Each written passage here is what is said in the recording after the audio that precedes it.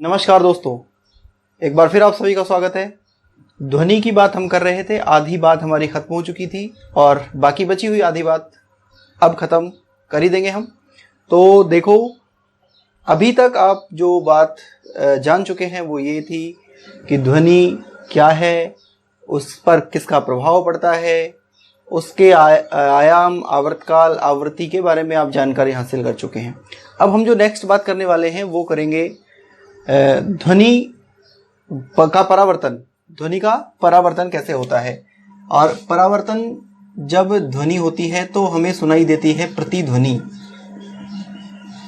प्रतिध्वनि प्रतिध्वनि का मतलब है इको। इको की बात हम करने वाले हैं।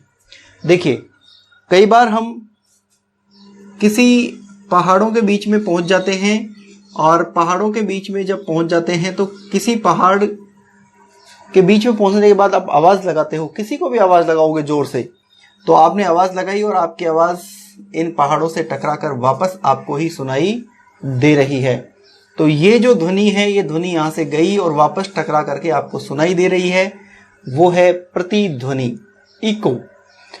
प्रतिध्वनि कब सुनाई देती है? देखो, प्रतिध्वनि तभी सुनाई दे सकती है जब किसी आवाज लगाने वाले स्रोत और परावर्तक सतह, ये तो स्रोत है और ये है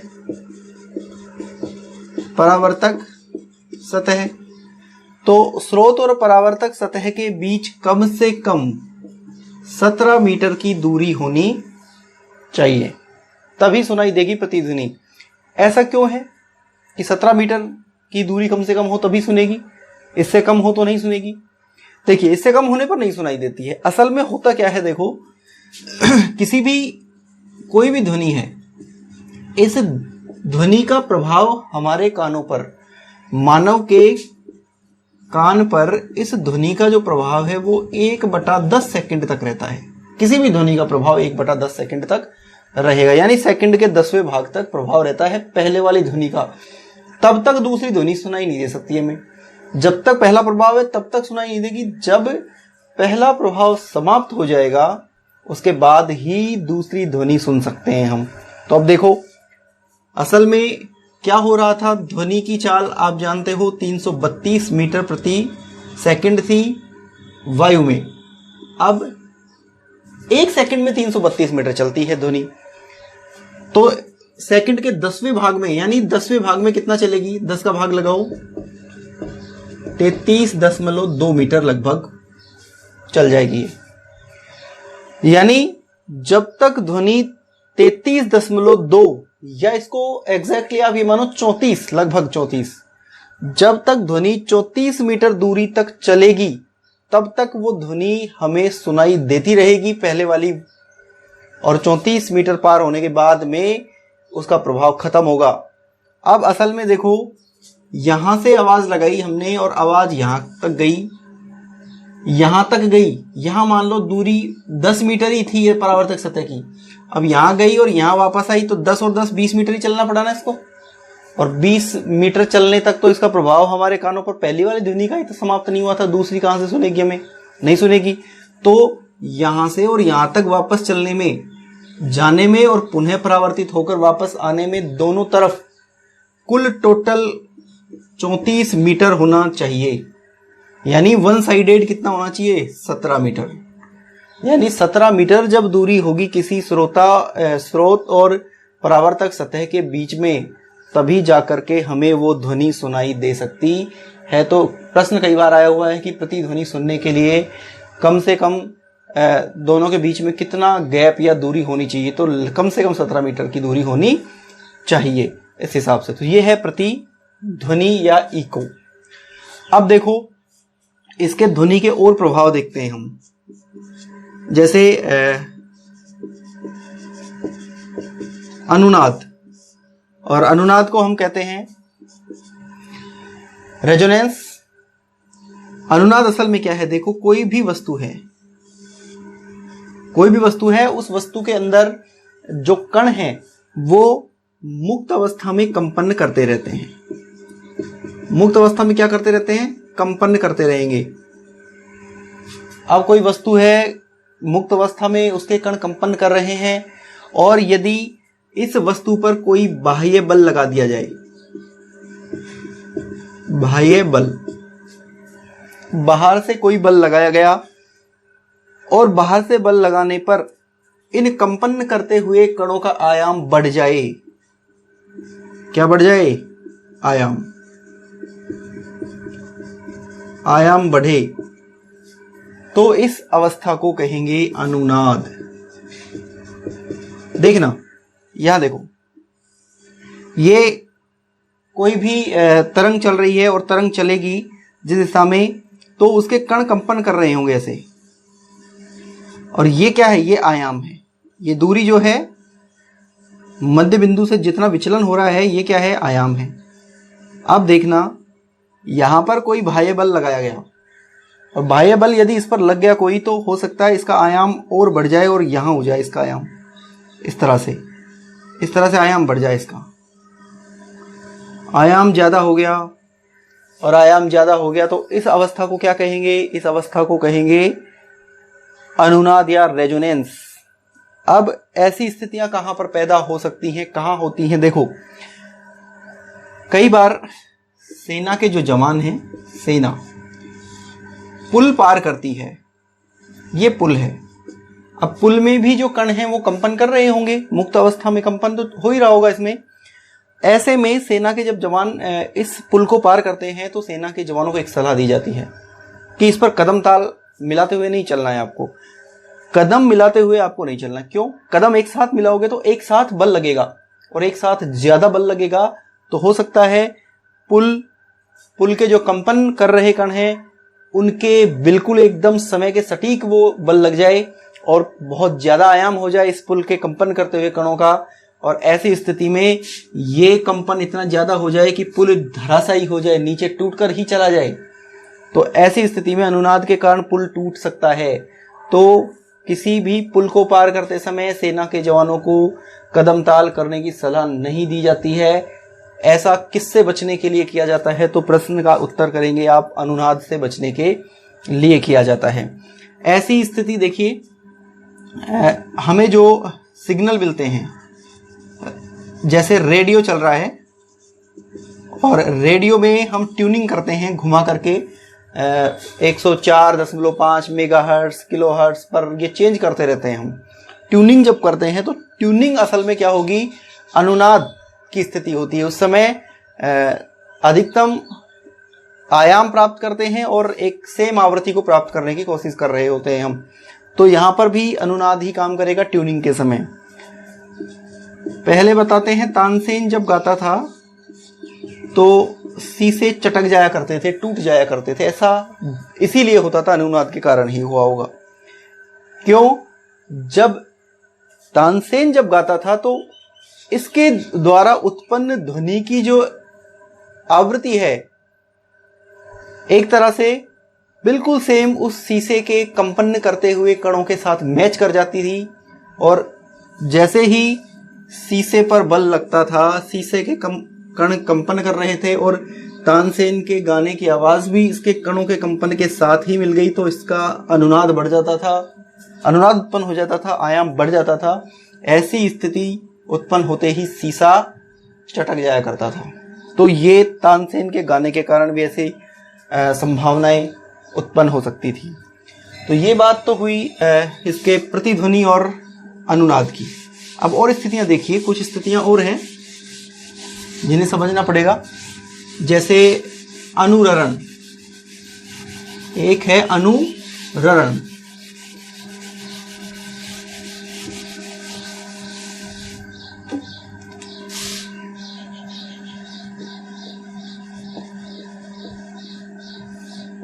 अनुरण, रिवर्ब्रेशन। अनुरण होता क्या है? देखिए, किसी सिनेमा हॉल में यदि बैठे हैं, और जब हम बैठे हैं यहाँ पर, और यहाँ से सिनेमा हॉल की जो मूवी चल रही है, आवाज निकल रही है इसमें से, और आवाज टकरा करके, बार बार टकरा करके हमारे कानों तक पहुंचे, चारों तरफ से टकरा करके और हमारे कानों तक पहुंच जाए, तो ऐसा क्या होगा? ऐसा जब ऐसी स्थिति उत्पन्न होगी तो इस स्थिति में ध्यान रखना गूंज, एक तरह की गूंज उत्पन्न हो जाएगी। हमारे कान स्पष्ट ध्वनि नहीं सुन पाएंगे कि बोल क्या रहा है ये, क्योंकि बार बार टकरा करके परावर्तित होकर के आवाज हमारे कानों तक पहुंच रही होगी। जब ऐसी स्थिति उत्पन्न होगी तो आवाज स्पष्ट सुनाई नहीं देगी, और ये वाली जो स्थिति है ये कहलाती है अनुरणन, रिवर्ब्रेशन।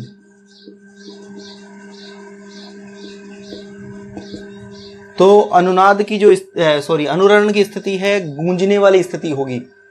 सिनेमा हॉल में या फिर किसी कॉन्फ्रेंस हॉल में इस तरह से टकरा करके आवाज गूंजना अनुरणन की स्थिति है। और इससे बचने के लिए ध्यान रखना, जो सिनेमा हॉल हैं या कॉन्फ्रेंस हॉल हैं, इनकी जो दीवार है वो खुरदरी बनाई जाती है, खुरदरी बनाई जाती है, ठीक है।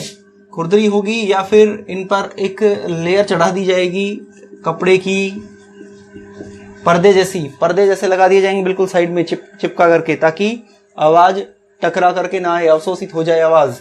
तो ये इसलिए किया जाता है सिनेमा हॉलों में, गूंज या अनुरणन को कम करने के लिए। एक स्थिति क्या होती है देखिए, एक स्थिति होती है पिच, और साउंड में पिच बोलते हैं आवाज का पतलापन या आवाज का भारीपन, आवाज का पतलापन या आवाज का भारीपन। अब पतलापन कब होगा देखो, जब किसी आवाज या किसी साउंड की आवृत्ति बहुत ज्यादा होती है।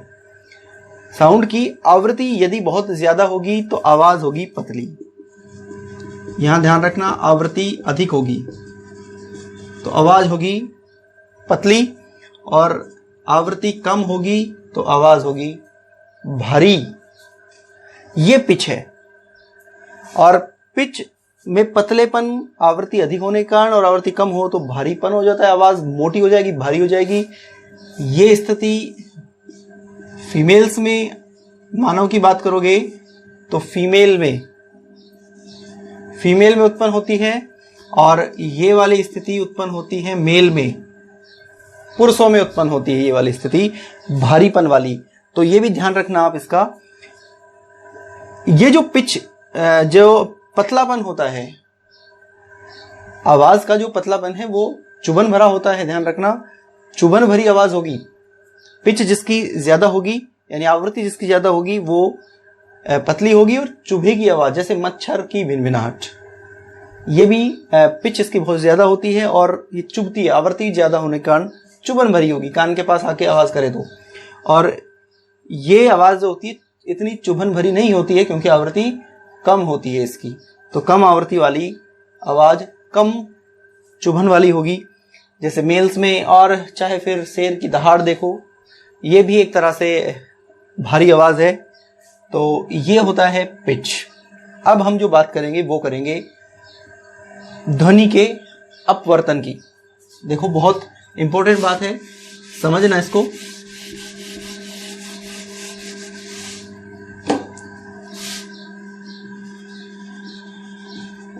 ध्वनि का अपवर्तन। देखो, ध्वनि का जब अपवर्तन होता है तो ध्वनि का अपवर्तन भी एक माध्यम से दूसरे माध्यम में जाने पर ही होगा। और ये स्थिति आप समझना प्रकाश के जैसे ही स्थिति है। असल में ये देखो, यहाँ धरती है, धरती की सतह, पृथ्वी की सतह है, ये धरातल है। और यहाँ से, धरातल से जब आप बात करोगे तो यहाँ से आप आवाज लगा रहे हैं, हम यहाँ खड़े हम और आवाज लगा रहे हैं। और आवाज लगाते समय देखना, दिन की स्थिति देखो, दिन के समय की बात कर रहा हूं, दोपहर का समय है। दोपहर के समय अब क्या होगा, यहां से सूर्य देवता जो हैं तीव्र चमक पैदा कर रहे होंगे। धरातल हो गया गर्म, धरातल गर्म होगा तो यहाँ के आसपास की वायु ऊपर उठ जाएगी। तो यहाँ तो हल्की वायु रह जाएगी और यहाँ धीरे धीरे ऊपर जो है वो थोड़ी भारी होगी वायु, यानी सघन होगी। यहाँ तो विरलता हो जाएगी और यहाँ पर थोड़ी सघनता आ जाएगी। हवा यहाँ से हल्की है, यहाँ से उठ गई है तो यहाँ हल्की विरलता आ गई है और यहाँ सघन हो गया ऊपर। आवाज हमने यहाँ से दी, यहाँ से आवाज दी हमने, ये अविलंब मानो।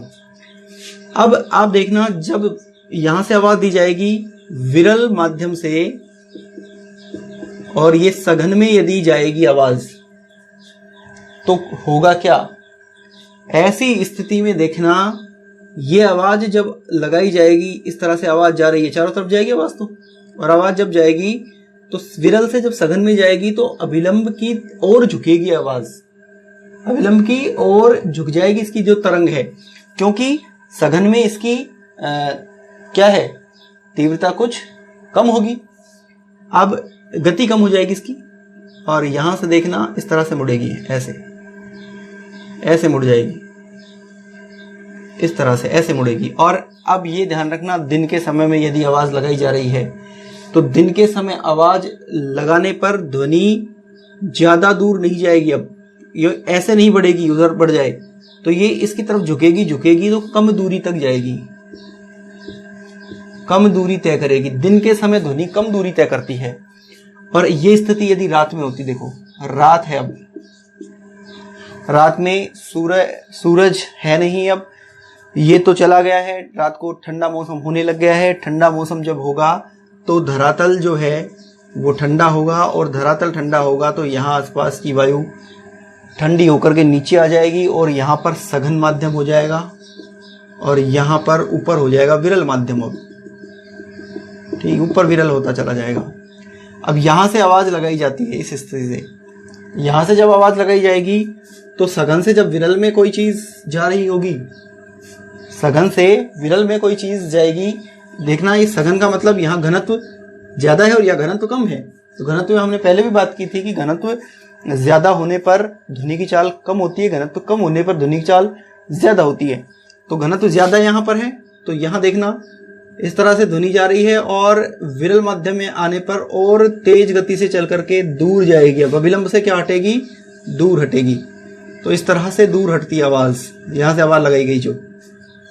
ऐसी स्थिति में क्या होगा, देखो ऐसी स्थिति में यह होगा कि ध्वनि जो है दूर तक गमन करेगी, दूर तक जाएगी। अब ये ध्वनि, तो रात के समय आवाज यदि लगाई जाए तो ध्वनि दूर तक गमन कर सकती है, दूर तक चली जाएगी। तो ये है रात की स्थिति। यहां पर भी अपवर्तन हो रहा है, और अपवर्तन में अभिलंब से दूर हट रही है ध्वनि की तरंगे। तो ये स्थिति बन गई अपवर्तन की, ध्वनि का जो अपवर्तन होगा वो। अब हमें एक अंतिम बात जो करनी है वो करनी है, ध्वनि की जो आवृत्ति है उसके आधार पर इसके जो प्रकार हैं उनकी बात हम करेंगे, यानी ध्वनि तरंगों के प्रकार, ध्वनि तरंगे के कौन कौन से प्रकार की होती हैं वो बात हम करेंगे।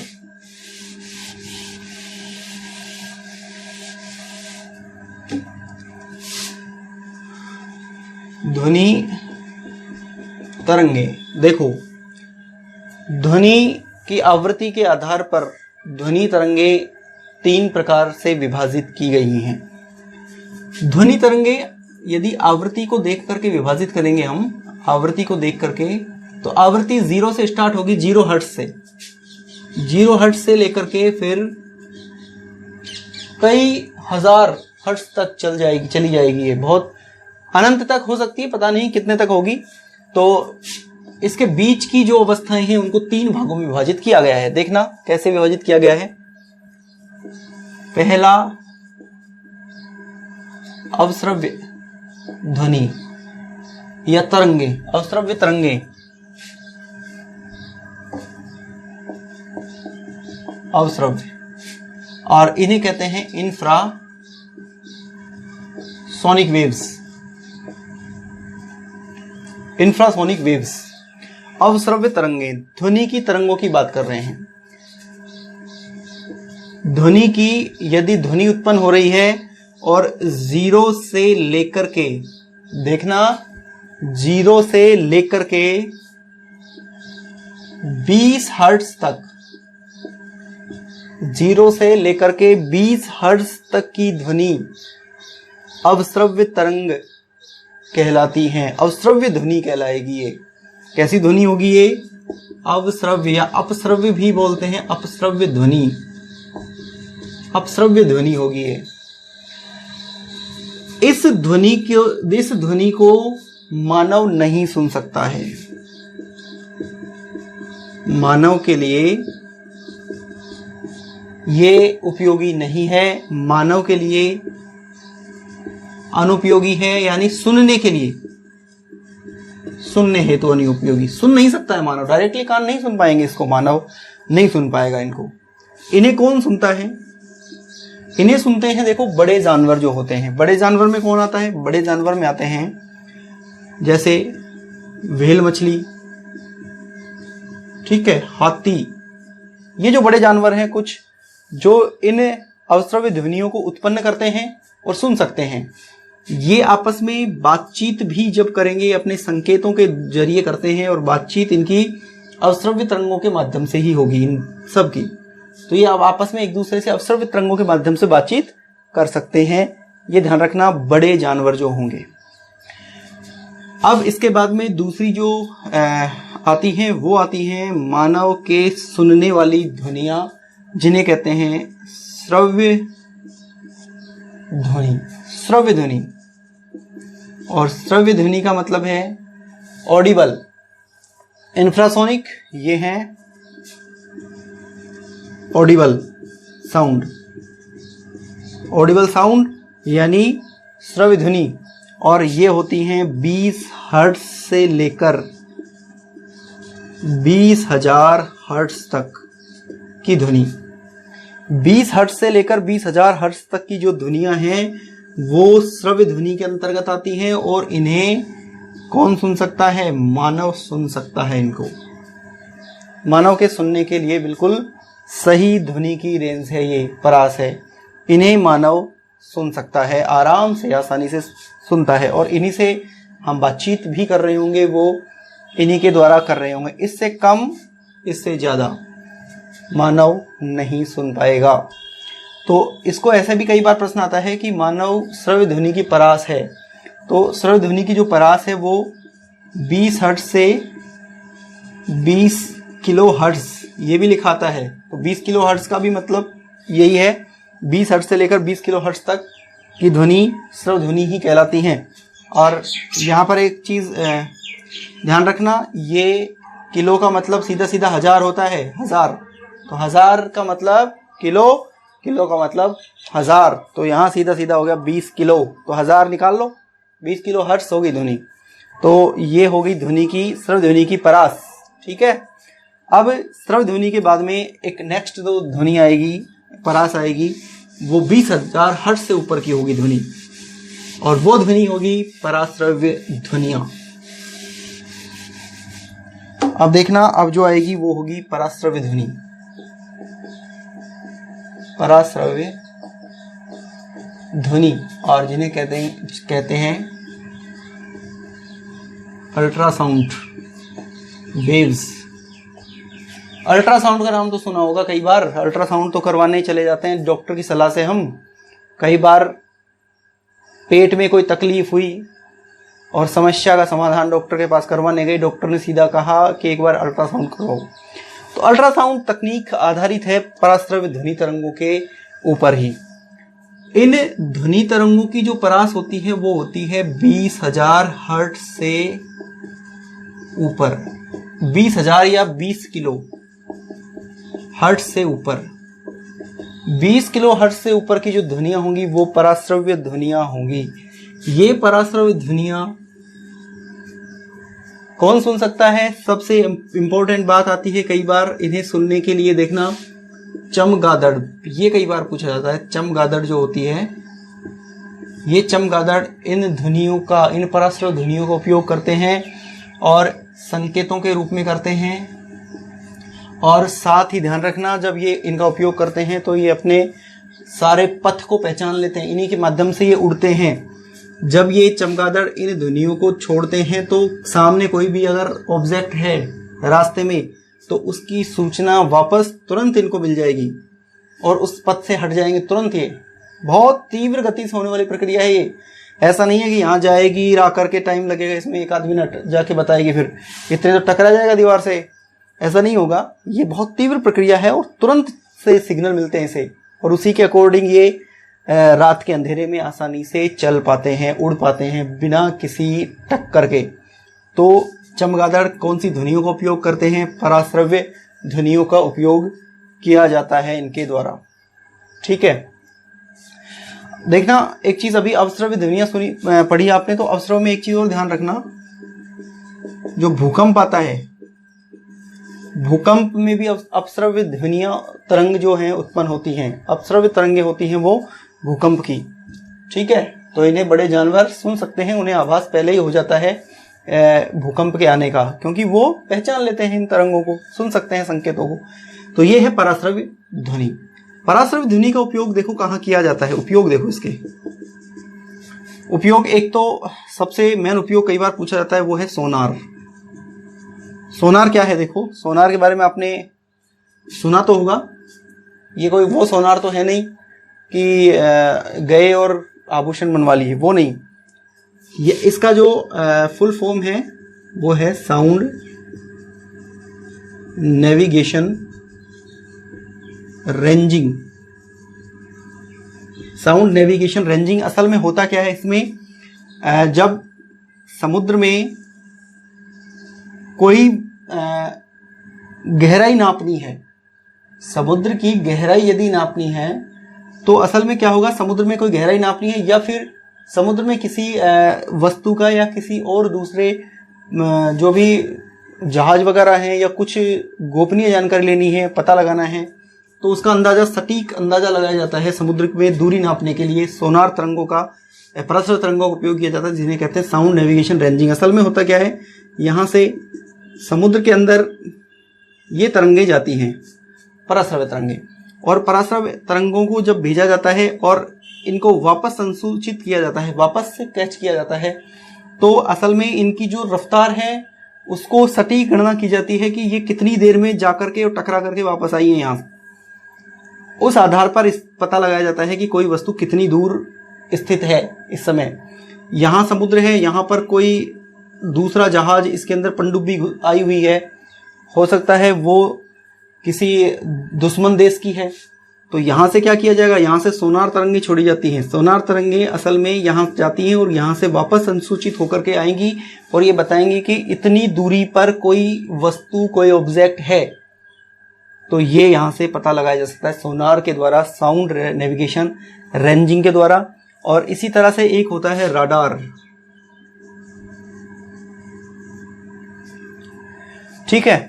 ये राडार क्या है? राडार असल में आकाश में किसी वस्तु का सही अनुमान लगाने के लिए इस्तेमाल किया जाता है रेडियो तरंगों के माध्यम से।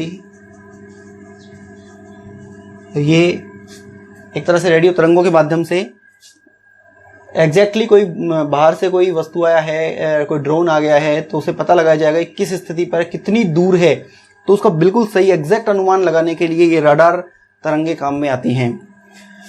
तो ये है सोनार, राडार। और अब देखो इसके अलावा कहाँ कहाँ उपयोग हो सकता है इसका। चिकित्सा के क्षेत्र में आप जानते हो अल्ट्रासाउंड, सोनोग्राफी में इसका उपयोग होता है, सोनोग्राफी में इसका उपयोग किया जाता है, अल्ट्रासाउंड में। और देखिए एक बहुत अच्छा उपयोग होता है इसका मशीनों में पुर्जों की सफाई करने में। मशीन के अंदर कुछ ऐसे पुर्जे होते हैं जहां अंदर से सफाई करने की आवश्यकता होती है। मशीन के अंदर कुछ पुर्जे हैं, मशीन को पूरा खोला नहीं जा सकता। अब पूरी अंदर तक की सफाई करने के लिए अल्ट्रासाउंड तरंगों का उपयोग किया जाता है। अल्ट्रासाउंड वेव्स जो होती हैं उनका उपयोग किया जाएगा और उसके द्वारा उन पुर्जों की सफाई की जाती है। तो इस तरह से कुछ उपयोग अल्ट्रासाउंड या पराश्रव्य ध्वनि के किए जाते हैं। तो ये बातें हुई इनकी आवृत्ति के आधार पर जो ध्वनि तरंगे थी उनकी। अब एक चीज और छोटी सी बात आती है, वो है ध्वनि की प्रबलता। ध्वनि की प्रबलता, ध्वनि की प्रबलता का मतलब असल में यह है कि ध्वनि उत्पन्न होने की जो उसकी एक तरह से आयाम है वो कितना ज्यादा है, उसके कितनी उसके अंदर तीव्रता है, वो हमारे कानों पर कितना ज्यादा प्रभाव डाल रही है, वो उसकी प्रबलता होगी। और ध्वनि की जो प्रबलता है उसको मापते हैं, उसका मापन डेसिबल में किया जाता है, डेसिबल में किया जाता है। देखिए हम सामान्य बातचीत जब करते हैं तो लगभग 40 डेसिबल की ध्वनि हम उत्पन्न कर रहे होते हैं बातचीत के दौरान। कोई मानव जो है वो 80 डेसिबल की ध्वनि तक सुनता है, तो 80 डेसिबल की ध्वनि सहन करने लायक होती है, वो उस तक 80 डेसिबल तक सहन कर सकता है कोई भी मनुष्य जो है इस ध्वनि को। और अब इससे ज़्यादा जो ध्वनि उत्पन्न होने लग जाती हैं, फिर डेसिबल जब बढ़ता जाएगा तो वो जो प्रदूषण है, ध्वनि प्रदूषण उत्पन्न होता चला जाएगा। ध्वनि प्रदूषण उत्पन्न होने की स्थिति हो जाती है इनसे ऊपर जब कोई ध्वनि उत्पन्न होती है तो ये डेसिबल प्रबलता का मात्रक है, ध्वनि की प्रबलता का मापन करता है डेसिबल। तो ये चीज़ें ध्वनि के बारे में थी सारी। इससे पहले आपको पहले वीडियो में उपलब्ध करवा दिया गया था आधा, और आधी बातें आज हमारी कंप्लीट हो गई हैं। तो यहाँ तक की ये चर्चा थी।